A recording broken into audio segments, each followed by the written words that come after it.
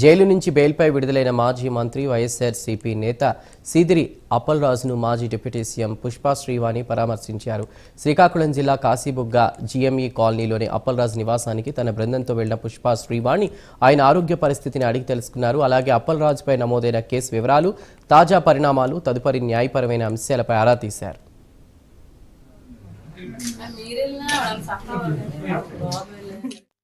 ఈరోజు పలాస్లో ఉన్నటువంటి మాజీ మంత్రివర్యులు సీదిరి అప్పలరాజు గారిని పరామర్శించడానికి రావడం జరిగింది.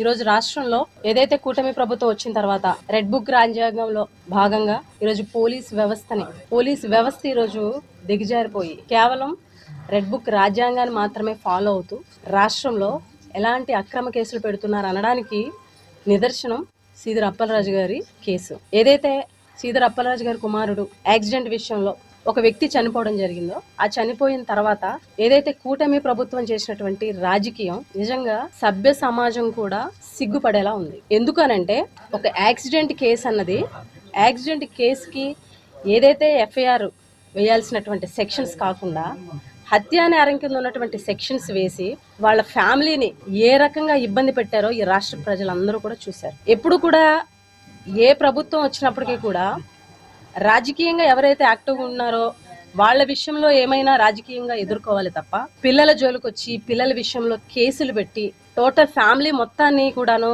బాధపడేలా